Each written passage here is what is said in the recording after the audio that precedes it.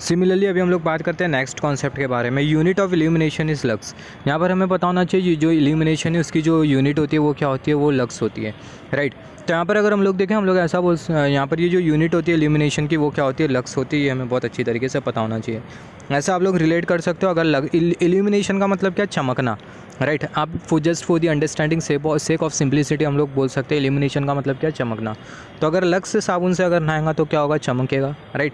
तो यूनिट तो कुछ इस तरीके से आप लोग रिलेट कर सकते हो कॉन्सेप्ट को याद रखने के लिए। जो इल्यूमिनेशन की जो यूनिट होती है वो क्या होती है, लक्स होती है। अभी बात करते हैं यूटिलाइजेशन फैक्टर के बारे में। तो जो यूटिलाइजेशन फैक्टर है, यूटिलाइजेशन का मतलब किसी भी चीज़ को हम लोग कितना एफिशिएंटली यूज़ कर रहे हैं, राइट। यहाँ पर अगर हम लोग देखें ल्यूमेन का मतलब क्या, लाइट। तो सोर्स कितना लाइट एमिट कर रहा है, राइट। और वर्किंग प्लेन तक के या फिर आप लोग बोल सकते हो सराउंडिंग तक के कितनी लाइट, सोर्स से कितनी लाइट जनरेट हो रही है और सराउंडिंग तक कितनी लाइट जा रही है, दोनों का जो रेशियो होता है उसको हम लोग बोलते हैं यूटिलाइजेशन फैक्टर। जिसको हम लोग ऐसा भी बोल सकते हैं, utilisation factor is equal to lumen reach at working plane, कितनी ल्यूमेन जा रही है वर्किंग प्लेन तक के, और जो सोर्स है वो कितनी ल्यूमेन को एमिट कर रहा है, दोनों का जो रेशियो होता है इसको हम लोग क्या बोलते हैं, यूटिलाइजेशन फैक्टर बोलते हैं, राइट। अभी बात करते हैं हम लोग मेंटेनेंस फैक्टर के बारे में। तो ये मेंटेनेंस फैक्टर का मतलब क्या होता है, illumination under normal working condition और illumination when all the things are clean. यहाँ पर अगर हम लोग देखें मेंटेनेंस फैक्टर में हम लोग क्या करते हैं, क्लीन विलीन। मेंटेनेंस में हम लोग क्या करते हैं, चीज़ों को क्लीन विलीन करते हैं, राइट। यहाँ पर अगर हम लोग देखें, यहाँ पर ये क्लीन टर्म हमें दिखाई दे रहा है, तो इसका मतलब क्या आ गया, मेंटेनेंस फैक्टर, राइट। यहाँ पर अगर हम लोग देखें मेंटेनेंस फैक्टर रेशियो होता है किसका, illumination under normal working condition. Normal working condition में जो इल्यूमिनेशन होगा और इल्यूमिनेशन जब सारी की सारी थिंग्स क्लीन होगी तब जो इल्यूमिनेशन होगा, दोनों का जो रेशियो होता है उसको हम लोग बोलते हैं मेंटेनेंस फैक्टर। अभी बात करते हैं डेप्रिसिएशन फैक्टर के बारे में। तो जो डेप्रिसिएशन फैक्टर ये है क्या, इल्यूमिनेशन ड्यूरिंग इनिशियल स्टेट और illumination during initial state, illumination और ऑन वर्किंग प्लेन, तो दोनों का जो रेशियो होता है उसको हम लोग क्या बोलते हैं, डेप्रिसिएशन फैक्टर। तो जो डेप्रिसिएशन फैक्टर है ये है क्या, ये रेशियो किसका, इल्यूमिनेशन ड्यूरिंग इनिशियल स्टेट और इल्यूमिनेशन और ऑन वर्किंग प्लेन। तो इनिशियल स्टेट के टाइम जो इल्यूमिनेशन होगी और वर्किंग प्लेन पर जो इल्यूमिनेशन होगी, दोनों का जो रेशियो होता है उसको हम लोग क्या बोलते हैं, डेप्रिसिएशन फैक्टर बोलते हैं।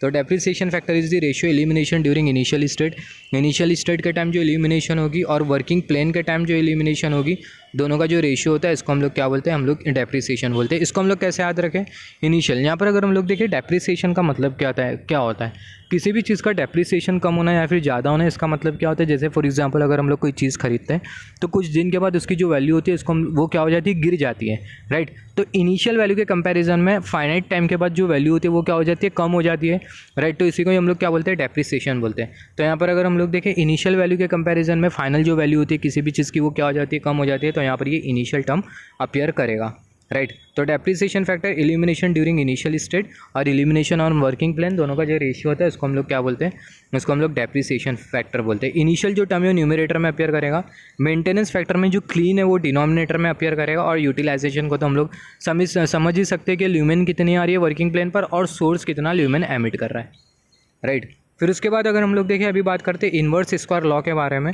तो according to inverse square law, जो ई होता है वो इन्वर्सली प्रोपोर्शनल होता है किसके साथ, डी के स्क्वायर के साथ। यहाँ पर हमें क्या याद रखना है, स्क्वायर ऑफ डी हमें याद रखना है।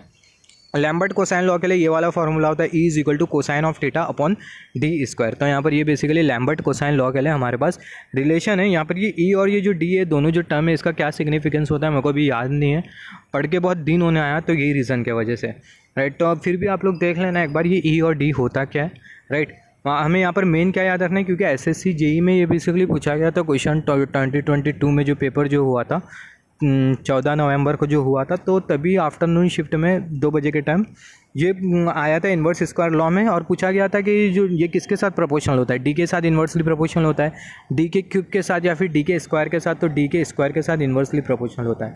लैम्बर्ट कोसाइन लॉ के लिए ये वाला इक्वेशन है is equal to cos theta upon D square, right. अभी हम लोग बात करते हैं अलग अलग लैंप के बारे में। जैसे कि अगर हम लोग देखें, सबसे पहले हम लोग बात करते हैं कार्बन आर्क लैंप के बारे में। अभी यहाँ पर अगर हम लोग देखें कार्बन आर्क लैंप, तो यहाँ पर ये जो कार्बन आर्क लैंप है इसको हम लोग बेसिकली कहाँ पर यूज़ करते हैं, सिनेमा प्रोजेक्टर में यूज़ करते हैं। सिनेमा का जो प्रोजेक्टर होता है उसमें हम लोग basically carbon arc lamp use करते हैं, राइट। और यहाँ पर इसको हम लोग बेसिकली सर्च लाइट के तौर पर भी यूज़ करते हैं। कार्बन इलेक्ट्रोड, यहाँ पर अगर हम लोग देखें कार्बन आर्क लैंप में बेसिकली कार्बन इलेक्ट्रोड यूज़ किया जाता है, राइट। और यहाँ पर जो डायमीटर होता है पॉजिटिव इलेक्ट्रोड का ये ज़्यादा होता है as compare to diameter of negative electrode, right. 85% light emitted by positive electrode and 10% of light emitted by negative electrode. 85% जो लाइट होती है वो पॉजिटिव इलेक्ट्रोड एमिट करता है और 95% जो लाइट है वो negative electrode. 85% light positive electrode emit करता है और 10% लाइट नेगेटिव इलेक्ट्रोड एमिट करता है। और जो लाइट की जो एफिशिएंसी होती है वो कितनी होती है, 9 ल्यूमेन पर वॉट। लाइट की जो एफिशिएंसी होती है वो कितनी होती है, 9 ल्यूमेन पर वॉट, राइट। जहाँ से हमने किसके बारे में बात किया, कार्बन आर्क लैम्प के बारे में बात किया। तो जो कार्बन आर्क लैम्प है, जैसे कि हमने बात किया, कार्बन आर्क लैम्प बड़ी बड़ी लैम्प होती है बेसिकली, ब्लैक कलर का, मतलब इसके ऊपर का वो रहता है, क्या बोलते हैं, कवर होता है। आप देखना कभी कार्बन आर्क लैम्प सर्च करना, राइट। तो जो कार्बन आर्क लैम्प होती है बेसिकली सिनेमा प्रोजेक्टर में यूज़ करते हैं, और इसको हम लोग सर्च लाइट के तौर पे भी यूज़ करते हैं। कार्बन आर्क लैम्प किस क्यों बोला गया, क्योंकि इसमें कार्बन इलेक्ट्रोड होते हैं, राइट। और यहाँ पर अगर हम लोग देखें 2 इलेक्ट्रोड होते हैं, पॉजिटिव इलेक्ट्रोड, नेगेटिव इलेक्ट्रोड। जो पॉजिटिव इलेक्ट्रोड है उसका जो डायमीटर होता है वो ज़्यादा होता है, और नेगेटिव इलेक्ट्रोड का डायमीटर कम होता है। और ऑब्वियसली जिसका डायमीटर ज़्यादा है वो लाइट ज़्यादा एमिट करेगा। तो 85% लाइट पॉजिटिव इलेक्ट्रोड एमिट करता है, 10% लाइट नेगेटिव इलेक्ट्रोड एमिट करता है। और कार्बन आर्क लैम्प की जो लाइट की जो एफिशिएंसी होती है वो कितनी होती है, वो होती है बेसिकली 9 ल्यूमेन पर वॉट। कितनी होती है, 9 ल्यूमेन पर वॉट। इसको हम लोग कैसे याद रखें, यहाँ पर अगर हम लोग देखें कार्बन टर्म से हम लोग क्या समझते हैं, बेसिकली एक कलर आता है जिसको हम लोग बेसिकली बोलते हैं कार्बन कलर। और ये जो कार्बन कलर होता है ये हमें बेसिकली कितने यूनिट में मिलता है, इसकी कितनी यूनिट होती है, राइट। इसकी जो यूनिट होती है बेसिकली 9 होती है। आप इसे सर्च करना है कार्बन कलर, इसकी 9 यूनिट होती है, राइट। तो जो लाइट की जो एफिशिएंसी होती है, यहाँ पर ये कार्बन आ गया, इसका मतलब कार्बन कलर, और 9 यूनिट होती है कार्बन कलर की। तो लाइट की जो एफिशिएंसी होती है कितनी होती है, वो होती है 9 ल्यूमेन पर वॉट। तो यहाँ पर अगर हम लोग देखें लाइट की जो एफिशिएंसी होती है वो कितनी होती है, 9 ल्यूमेन पर वॉट होती है। अभी हम लोग बात करने वाले इनकैंडेसेंट लैम्प के बारे में, जिसको हम लोग बेसिकली टंगस्टन फिलामेंट लैम्प भी बोलते हैं, राइट। ऑरेंज कलर की लैंप होती है। तो यहाँ पर अगर हम लोग देखें, यहाँ पर इसका जो वर्किंग प्रिंसिपल होता है वो क्या होता है, जूल्स लॉ होता है। मतलब जो वर्किंग प्रिंसिपल है वो कौन सा वर्किंग प्रिंसिपल है, I²R वर्किंग प्रिंसिपल है, राइट। हम यहाँ पर अगर हम लोग देखें जो इनकैंडेसेंट लैंप है इसमें बेसिकली 85% आर्गन गैस का यूज़ किया जाता है और 15% नाइट्रोजन गैस का यूज़ किया जाता है। तो ये भी बहुत इंपॉर्टेंट है।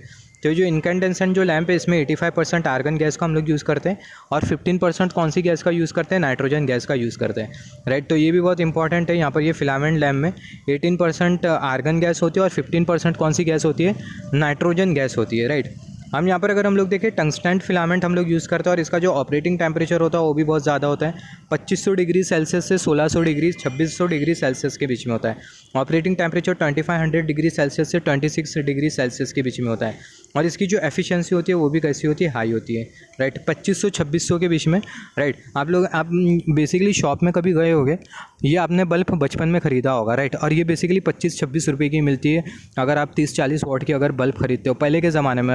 अभी थोड़ी मतलब इसका जो कॉस्ट है वो बढ़ गया है, राइट। तो इसको हम लोग ऐसा याद रख सकते हैं, यहाँ पर ये फिलामेंट लैंप 25-26 रुपये की मिलती है। तो इसका जो ऑपरेटिंग टेम्परेचर 2500-2600 डिग्री सेल्सियस होता है। इसकी एफिशिएंसी भी हाई होती है, वो जूल्स लॉ पे काम करती है, I²R हमें पता है। और इसमें 85% कौन सी गैस होती है, 85% आर्गन गैस होती है और 15% कौन सी गैस होती है, नाइट्रोजन गैस होती है। अब यहाँ पर अगर हम लोग देखें जो फिलामेंट हम लोग जो यूज़ करते हैं, ये फिलामेंट की क्या क्या प्रॉपर्टीज़ होती है। जो फिलामेंट है जैसे कि हमने बात किया, इसकी मेल्टिंग पॉइंट बहुत ज़्यादा होना चाहिए, जल्दी से पिघलना नहीं चाहिए हीट जनरेट होने की वजह से। तो इसका मेल्टिंग पॉइंट ज़्यादा होती है, इसका स्पेसिफिक रेसिस्टेंस भी ज़्यादा होता है। टेम्परेचर कोएफिशिएंट इसका कम होता है। टेम्परेचर कोएफिशिएंट मतलब टेम्परेचर के रेस्पेक्ट में जो रेसिस्टेंस का जो वेरिएशन होता है बहुत कम होता है। और इसकी जो डक्टिलिटी है वो भी कैसी होना चाहिए, कम होना चाहिए, हाई होना चाहिए। तो यहाँ से हमने क्या क्या समझा, अगर कोई भी चीज़ अगर हीट को कंडक्ट कर रही है तो चीज़ की क्या क्या प्रॉपर्टीज़ होना चाहिए। सबसे पहला उसका मेल्टिंग पॉइंट ज़्यादा होना चाहिए। टेम्परेचर और रेसिस्टेंस के बीच में जो वेरिएशन है वो बहुत कम होना चाहिए, राइट। और स्पेसिफिक रेसिस्टेंस भी कैसा होना चाहिए, ज़्यादा होना चाहिए, और डक्टाइल भी होना चाहिए, राइट। तो ये दो चीज़ तो हमें पता होना चाहिए, हाई मेल्टिंग पॉइंट और टेम्परेचर और रेसिस्टेंस के बीच का जो वेरिएशन है वो बहुत कम होना चाहिए। तो properties of filament, high melting point होना चाहिए, स्पेसिफिक रेसिस्टेंस भी हाई होना चाहिए, टेम्परेचर कोएफिशिएंट कम होना चाहिए और डक्टिलिटी भी हाई होना चाहिए। फिर उसके बाद अभी अगर हम लोग देखें, अभी हम लोग बात करते हैं एफिशिएंसी ऑफ फिलामेंट लैम्प। यहाँ पर अगर हम लोग देखें जो टंगस्टन फिलामेंट लैम्प है उसकी जो एफिशिएंसी होती है वो क्या होने लगती है, डिक्रीज़ करने लगती है टाइम के रेस्पेक्ट में। क्यों डिक्रीज़ करने लगती है, क्योंकि आप देखना अगर आप ये लाइट अगर कभी यूज़ करे हो, ये जो बल्ब जो यूज़ करे हो, तो इसकी जो एफिशिएंसी मतलब इसकी जो ब्राइटनेस होती है वो वेरी करने लगती है टाइम के रेस्पेक्ट में। तो एफिशिएंसी होती है फिलामेंट लैम्प की डिक्रीज़ करने लगती है किसके रेस्पेक्ट में, टाइम के रेस्पेक्ट में। तो ये भी बहुत इंपॉर्टेंट है। और ये जो फिलामेंट लैम्प है ये कौन से पावर फैक्टर पर काम करती है, यूनिटी पावर फैक्टर पर काम करती है, राइट। तो यहाँ पर अगर हम लोग देखें, जैसे कि हमने बात किया, जस्ट होल्ड ऑन, जो फिलामेंट होती है, जो एफिशिएंसी होती है फिलामेंट लैम्प की, वो डिक्रीज़ करने लगती है किसके रेस्पेक्ट में, टाइम के रेस्पेक्ट में। ये हमारा कॉमन सा एक्सपीरियंस है। अगर हम लोग कोई फिलामेंट लैम्प लाए तो 4-5 महीने के बाद होता क्या, उसकी ब्राइटनेस कम होने लगती है और एक पर्टिकुलर टाइम के बाद होता क्या है, जो फिलामेंट होता है वो क्या हो जाता है, ब्रेक हो जाता है। तो जो एफिशिएंसी होती है फिलामेंट लैम्प की वो डिक्रीज़ करने लगती है टाइम के रेस्पेक्ट में। और यहाँ पर ये जो फिलामेंट लैम्प है इसमें basically high resistive material use किया जाता है जो कि होता है टंगस्टन फिलामेंट, राइट। तो यहाँ पर ये रेसिस्टर लगा है, तो रेसिस्टर में पावर फैक्टर कैसा होता है, यूनिटी होता है, इंडक्टर में लैगिंग होता है, राइट। और जो कैपेसिटर है उसमें लीडिंग होता है, बेसिक इलेक्ट्रिकल इंजीनियरिंग है। तो फिलामेंट लैम्प में अगर हम लोग देखें यूनिटी पावर फैक्टर पर काम करती है। और जो एफिशिएंसी होती है फिलामेंट लैम्प की प्रोपोर्शनल होती है किसके साथ, लैम्प के वॉटेज के साथ। तो जो एफिशिएंसी होती है फिलामेंट लैम्प की प्रोपोर्शनल होती है किसके साथ, लैम्प के वॉटेज के साथ। तो efficiency of filament lamp is proportional to wattage of lamp. तो ये भी बहुत इंपॉर्टेंट है, जो एफिशिएंसी होती है टंगस्टन फिलामेंट की वो वॉट के ऊपर डिपेंड करती है। ज़्यादा वॉट है तो एफिशिएंसी ज़्यादा होगी, ज़्यादा वॉट है तो ज़्यादा ब्राइटनेस मतलब ज़्यादा आउटपुट मतलब ज़्यादा एफिशिएंसी, राइट। और वॉटेज अगर कम है तो ऐसे किस में एफिशिएंसी कम होगी मतलब ब्राइटनेस कम होगी, राइट। अभी हम लोग बात करने वाले फ्लोरेसेंट ट्यूब के बारे में। फ्लोरेसेंट ट्यूब मतलब जो हमें पता है रेलवे स्टेशन पर जो लंबा जो ट्यूब लगा होता है उसको हम लोग क्या बोलते हैं, फ्लोरेसेंट ट्यूब बोलते हैं। तो अभी हम लोग बात करने वाले फ्लोरेसेंट ट्यूब के बारे में। It is a low pressure mercury vapour lamp. जो फ्लोरेसेंट ट्यूब है ये है क्या, ये है basically low pressure mercury vapour lamp है, right. It is a low pressure mercury vapour lamp. Fluorescent tube मतलब जो ट्यूबलाइट जो होती है उसको ही हम लोग बोलते हैं फ्लोरेसेंट ट्यूब। और यहाँ पर ये चोक को हम लोग यूज़ करते हैं, जिस choke is used to start lamp quickly, can start instantly. And ये इसके वजह से होता है कि रेडियो इंटरफेरेंस जनरेट होता है। क्या जनरेट होता है, रेडियो इंटरफेरेंस जनरेट होता है। तो फ्लोरेसेंट ट्यूब, ये जो फ्लोरेसेंट ट्यूब है इसमें basically low pressure mercury vapour lamp होती है। जो फ्लोरेसेंट ट्यूब है ये है क्या, basically low pressure mercury vapour lamp है। इसको हम लोग कैसे याद रखें, जो फ्लोरेसेंट ट्यूब है इसमें क्या भरा होता है, मर्क्यूरी भरा होता है। इतना तो हमें पता है मर्क्यूरी भरा होता है, राइट। फ्लोरेसेंट ट्यूब के अंदर क्या भरा होता है, मर्क्यूरी भरा होता है। और जो फिलामेंट लैम्प है टंगस्टन फिलामेंट उसमें 85% आर्गन होता है, 15% नाइट्रो होता है मतलब नाइट्रोजन होता है। तो यहाँ पर ये जो फ्लोरेसेंट ट्यूब है इसमें बेसिकली क्या होता है, इसमें बेसिकली मर्क्यूरी होता है, लो प्रेशर मर्क्यूरी होता है। ये रीज़न की वजह से जो ट्यूब है इसको हम लोग क्या बोलते हैं, लो प्रेशर मर्क्यूरी वेपर ट्यूब, लो प्रेशर मर्क्यूरी वेपर लैम्प। और यहाँ पर ये फ्लोरेसेंट ट्यूब में हम लोग चोक कॉइल क्यों यूज़ करते हैं, ताकि जो लैम्प है वो जल्दी से स्टार्ट हो जाए। ये जो ट्यूबलाइट है वो जल्दी से स्टार्ट हो जाए। और यहाँ यही रीज़न की वजह से इंस्टेंटली स्टार्ट होती है। और यहाँ पर अगर हम लोग देखें एक चीज़ नोट डाउन करना, ये बेसिकली इंडक्टिव सर्किट होती है। जो हमने जो ट्यूबलाइट जो कंसीडर करते हैं इसमें बेसिकली इंडक्टर भी लगाता है। इंडक्टर की वजह से होता है क्या, रेडियो इंटरफेरेंस होता है, मैग्नेटिक फील्ड के साथ इलेक्ट्रिक फील्ड, इलेक्ट्रोमैग्नेटिक फील्ड क्या करती है, रेडियो इंटरफेरेंस क्रिएट करती है। तो रेडियो इंटरफेरेंस जनरेट होगा फ्लोरेसेंट ट्यूब की वजह से। अभी हम लोग बात करते हैं नियॉन लैम्प के बारे में। नियॉन लैम्प के बारे में, हैलोजन लैम्प के बारे में, फिर उसके बाद गैसेज डिस्चार्ज लैम्प, राइट। अभी हम लोग बात करते हैं नियॉन लैम्प के बारे में। तो नियॉन लैम्प में क्या होने वाला है, यहाँ पर अगर हम लोग देखें about neon lamp, work under very low temperature. यहाँ पर अगर हम लोग देखें नियॉन लैम्प की अगर हम लोग एक खासियत के बारे में बात करें, जो एडवर्टाइजमेंट होता है उसमें बेसिकली हम लोग जो लैम्प जो यूज़ करते हैं वो कौन सी लैम्प होती है, नियॉन लैम्प होती है, राइट। जो एडवर्टाइजमेंट होता है, बड़े बड़े एडवर्टाइजमेंट, जैसे कि एक ट्रक होती है जिसको हम लोग एडवर्टाइजमेंट ट्रक भी बोलते हैं, आपने में भी देखा होगा, राइट। तो उसमें हम लोग बेसिकली लाइट यूज़ करते हैं अलग अलग। यहाँ पर अगर हम लोग देखें जो नियॉन लैम्प होती है अलग अलग कलर में अवेलेबल होती है, राइट। तो यहाँ पर एडवर्टाइजमेंट में ऑब्वियसली अलग अलग कलर की रिक्वायरमेंट होती है, राइट। तो यहाँ पर अगर हम लोग देखें, यहाँ पर ये 2 पॉइंट हमने क्या समझा, नियॉन लैम्प अलग अलग कलर की होती है, राइट। और यहाँ पर ये बेसिकली एडवर्टाइजमेंट में भी एडवर्टाइजमेंट के लिए यूज़ की जाती है। और इसका जो टेम्परेचर होता है बहुत कम टेम्परेचर होता है, राइट। तो यहाँ पर अगर हम लोग देखें work under very low temperature, यहाँ पर ये जो लैम्प है ये बेसिकली लो टेम्परेचर पर काम करती है। Also known as cold cathode discharge lamp, इसको हम लोग कोल्ड कैथोड, लो टेम्परेचर पर काम करती है मतलब ठंडी है, राइट। नियॉन लैम्प एडवर्टाइजमेंट में जाएंगी, लो टेम्परेचर पर काम करती है, इसका मतलब ठंडी लैम्प है, right. Also known as cold cathode discharge lamp, cold cathode discharge lamp आ गया, इसका मतलब नियॉन लैम्प के बारे में बात कर रहे हैं। स्टार्टिंग में जो वोल्टेज होता है वो हाई होता है। यहाँ पर अगर हम लोग देखें वोल्टेज हाई है, करंट कम है, इसका मतलब टेम्परेचर कम होगा। करंट किसके साथ प्रोपोर्शनल होता है, टेम्परेचर किसके साथ प्रोपोर्शनल होता है, I²R। करंट कम है, वोल्टेज ज़्यादा है, राइट। तो इसका मतलब क्या है, इसका जो टेम्परेचर होगा वो कम होने वाला है। एडवर्टाइजमेंट के लिए यूज़ किया जाता है। और इसमें हम लोग बेसिकली हाई रिएक्टेंस ट्रांसफार्मर भी यूज़ करते हैं। तो किस तरीके से हम लोग चीज़ों को रिलेट करते हुए याद कर रहे हैं, यहाँ पर हमें पता चल रहा है। यहाँ पर ये नियॉन लैम्प अलग अलग कलर में अवेलेबल है। दूसरा एडवर्टाइजमेंट में यूज़ की जाती है। एडवर्टाइजमेंट में यूज़ की जाती है, इसका मतलब ये जो लैम्प है ये क्या होना चाहिए, इसका टेम्परेचर कम होना चाहिए, राइट। तो यहाँ पर इसका टेम्परेचर कैसा होना चाहिए, कम होना चाहिए। एडवर्टाइजमेंट में अगर हम लोग देखें टेम्परेचर अगर ज़्यादा होगा ना तो हाई टेम्परेचर की वजह से जो एडवर्टाइजमेंट की जो शीट है वो क्या हो सकती है, वो बेसिकली फायर हो सकती है या फिर उसमें एक्सपेंशन और कॉन्ट्रैक्शन होने लग सकता है, राइट। तो यहाँ पर अगर हम लोग देखें लो टेम्परेचर पर काम करती है, इसको कोल्ड कैथोड लो टेम्परेचर पर काम करती है। क्यों? क्योंकि इसमें वोल्टेज ज़्यादा होता है, करंट कम होता है, हाई स्टार्टिंग में हाई वोल्टेज होता है, करंट कम होता है।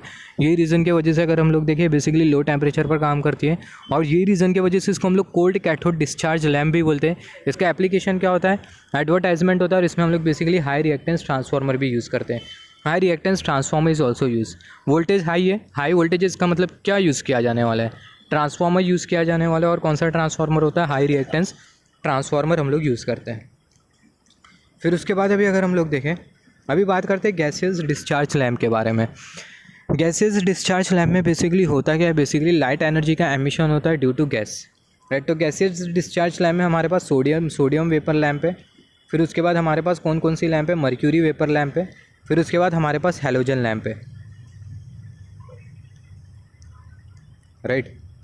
तो यहाँ पर ये जो गैसेस डिस्चार्ज लैम्प है, इसमें हमारे पास कौन कौन से है, हमारे पास कार्बन आर्क लैम्प है, गैसेस डिस्चार्ज लैम्प है, राइट। तो यहाँ पर ये जो गैसेस डिस्चार्ज लैम्प है, इसमें हमारे पास सबसे पहला कौन सी लैम्प है, सोडियम वेपर लैम्प है। तो सोडियम वेपर लैम्प में अगर हम लोग देखें बेसिकली वेरिएबल वोल्टेज की रिक्वायरमेंट होती है। पावर फैक्टर भी कैसा होता है, कम होता है। High reactive transformer, high variable voltage की रिक्वायरमेंट होती है। हाई रिएक्टिव ट्रांसफार्मर हम लोग यूज़ करते हैं। 2 इलेक्ट्रोड को हम लोग यूज़ करते हैं। 2 electrode has been use. Do not glow instantaneously basically glow नहीं करती। ऑपरेटिंग टेम्परेचर कितना होता है, 20 डिग्री सेल्सियस तक के होता है। एफिशिएंसी कितनी होती है, 40 to 50 ल्यूमेन पर वॉट होती है। और इसको हम लोग कहाँ पर यूज़ करते हैं, एज ए स्ट्रीट लैम्प के तौर पर यूज़ करते हैं। कहाँ पर यूज़ करते हैं इसको, एज ए स्ट्रीट लैम्प के तौर पर यूज़ करते हैं। कहाँ पर यूज़ करते हैं इसको हम लोग, स्ट्रीट लैम्प के स्ट्रीट लाइटिंग सिस्टम के लिए यूज़ करते हैं। सोडियम वेपर लैम्प अगर हम लोग देखें, इसको हम लोग पहले ज़माने में जो स्ट्रीट लाइट होती थी ना, अभी जो स्ट्रीट लाइट है basically most of the time अगर हम लोग देखें मुंबई सिटी में, तो ये जो स्ट्रीट लाइट का जो कलर होता है बेसिकली ऑरेंज कलर का होता है। मगर इससे पहले जो स्ट्रीट लाइट होती थी ना, वाइट कलर की होती थी। मगर अभी भी अगर हम लोग देखें बहुत सी ऐसी जगह है जहाँ पर स्ट्रीट लाइट जो है बेसिकली वाइट कलर की होती है। मगर जो 90% प्लेसेस है वहाँ पर ऑरेंज कलर की इंस्टॉल कर दी गई है, यहाँ पर ये गवर्नमेंट के थ्रू। मगर कोई कोई अभी भी ऐसी प्लेस है जहाँ पर ये वाइट कलर की लाइट होती है, लंबी जैसी, राइट। स्ट्रीट लाइट तो आपने देखा होगा, तो स्ट्रीट लाइट के अंदर जो बल्ब होता है ना, बल्ब अभी तो वो ऑरेंज कलर का है, पहला वाइट कलर का आता था, तो उसको हम लोग बेसिकली बोलते थे सोडियम वेपर लैम्प बोलते थे, राइट। तो यहाँ पर अगर हम लोग देखें, वो आपने स्ट्रीट लाइट से देख के क्या समझा। अभी तो अगर हम लोग देखें, अभी के ज़माने में जो स्ट्रीट लाइट जो इंस्टॉल की गई है उसमें LED डाल दिया गया है, राइट। पहला मगर सोडियम वेपर लैम्प थी, राइट। तो वो लैम्प से आप लोग क्या सीखते थे, वो लैम्प से हम लोग ये देखते थे कि वो जल्दी से स्टार्ट नहीं होती थी, राइट, जल्दी से स्टार्ट नहीं होती थी। इतना हमने तो नोटिस किया है ना, जल्दी से स्टार्ट नहीं होती थी। और उसका जो पावर फैक्टर होता था वो भी कैसा होता था, कम होता था। और उसकी जो मतलब जो लाइट की जो एफिशिएंसी थी, ल्यूमेन थी, वो भी कम थी, राइट।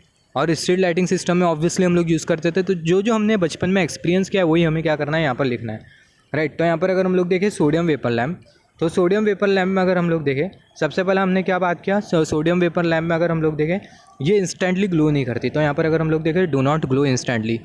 अब ये सोडियम वेपर लैम्प में भी हम लोग क्या करते हैं, 2 इलेक्ट्रोड का यूज़ करते हैं, राइट। तो यहाँ पर अगर हम लोग देखें 2 इलेक्ट्रोड हैज़ बीन यूज़। अब यहाँ पर अगर हम लोग देखें, तीसरा हमने क्या बात किया था, इसका पावर फैक्टर कम होता है, तो इसका यहाँ पर ये पावर फैक्टर कम है, राइट। इसकी जो एफिशिएंसी होती है वो भी क्या होती है, 40 to 50 ल्यूमेन होती है पर वॉट, 40 to 50 ल्यूमेन पर वॉट होती है, राइट। और इसका जो ऑपरेटिंग टेम्परेचर होता है वो कितना होता है, 28 डिग्री सेल्सियस होता है, राइट। और इसको हम लोग कहाँ पर यूज़ करते हैं, इसको हम लोग बेसिकली स्ट्रीट लाइटिंग सिस्टम में यूज़ करते हैं। कहाँ पर यूज़ करते हैं, स्ट्रीट लाइटिंग सिस्टम में। ऑपरेटिंग टेम्परेचर 28 डिग्री सेल्सियस होता है। इसको कैसे याद रख सकते हैं, तो हम लोग ऐसा इसको एक कहानी बना के याद रख सकते हैं। 1928 के समय रास्ते पर जो, तभी तो ऑब्वियसली 28 के समय ये सब लाइट वाइट भी नहीं आई थी, लैंप का यूज़ किया जाता था तभी। तो 1928 के समय सोडियम वेपर लैंप यूज़ की जाती थी, राइट। और 28 जब क्लिक होगा तो यहाँ पर ये 28 डिग्री सेल्सियस आ जाएगा। एफिशिएंसी 40 to 50, पावर फैक्टर भी कैसा होता था, लो होता था। और यहाँ पर अगर हम लोग देखें सोडियम वेपर लैम्प में बेसिकली हम लोग यूज़ करते the variable voltage.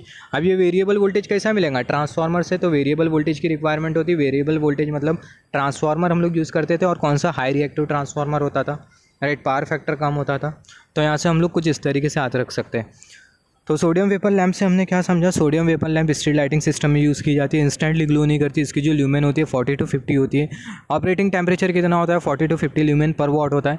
Operating temperature कितना होता है, 28 डिग्री सेल्सियस होता है। इसमें भी हम लोग बेसिकली 2 इलेक्ट्रोड का यूज़ करते हैं, राइट। हाई वेरिएबल वोल्टेज की रिक्वायरमेंट होती है। फिर उसके बाद हाई रिएक्टिव ट्रांसफार्मर हम लोग यूज़ करते हैं, राइट। तो कुछ इस तरीके से याद रख सकते हैं। अभी बात करते हैं मर्क्यूरी वेपर लैंप के बारे में। यहाँ पर अगर हम लोग देखें मर्क्यूरी वेपर लैंप से हम लोग क्या समझते हैं, मर्क्यूरी वेपर लैंप में अगर हम लोग देखें जो पावर फैक्टर होता है वो कैसा होता है, कम होता है। तो लो पावर फैक्टर होता है, तो यही रीज़न की वजह से कैपेसिटर का यूज़ किया जाता है। Do not glow instantly voltage होता है 200 से 250, और यहाँ पर अगर हम लोग देखें पावर कितना होता है 250 से 400 वाट तक के इसमें बेसिकली पावर यूज़ किया जाता है, राइट।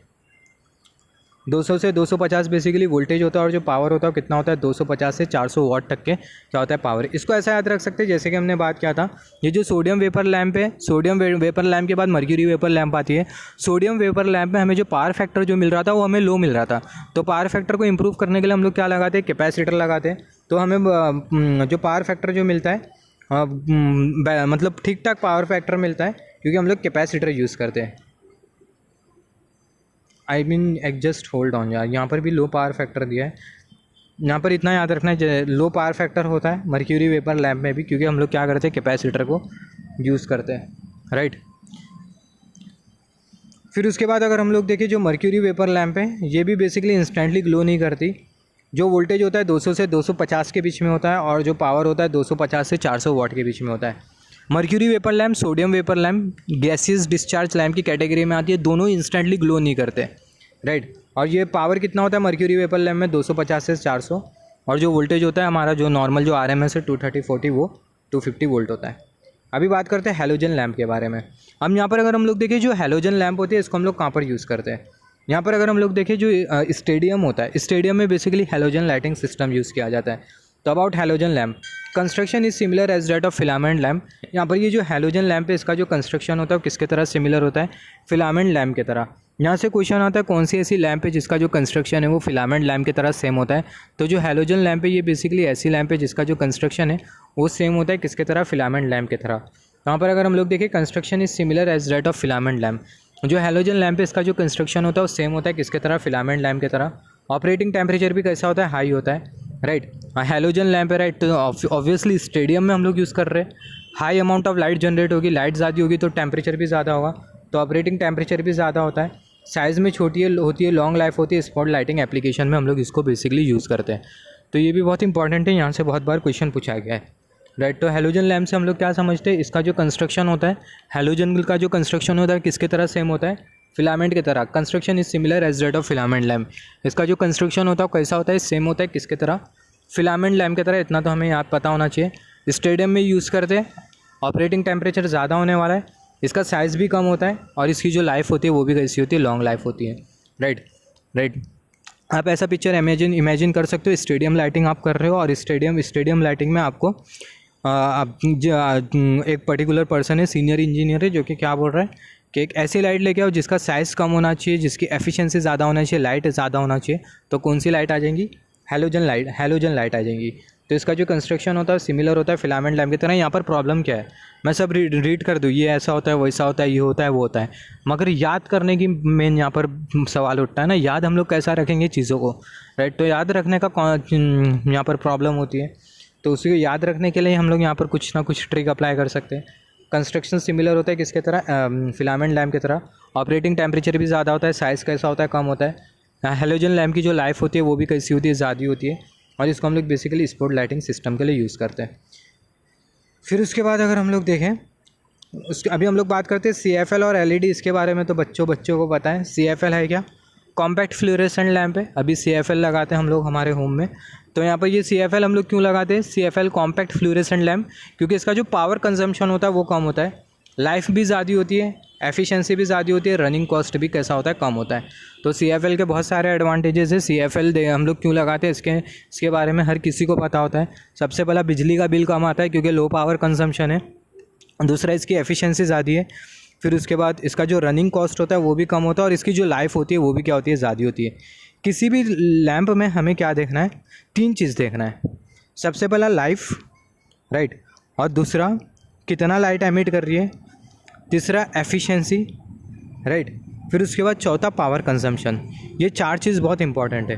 तो CFL में पावर कंजम्पशन कम होता है, लॉन्गर लाइफ होती है, एफिशिएंसी भी लो रनिंग कॉस्ट होता है, एफिशिएंसी हाई होती है। अभी बात करते हैं LED के बारे में। हमें पता है जो LED है वो है क्या, सेमीकंडक्टर डिवाइस है। सेमीकंडक्टर डिवाइस और सेमीकंडक्टर के तो n नंबर ऑफ एडवांटेजेस है over our electrical system, right.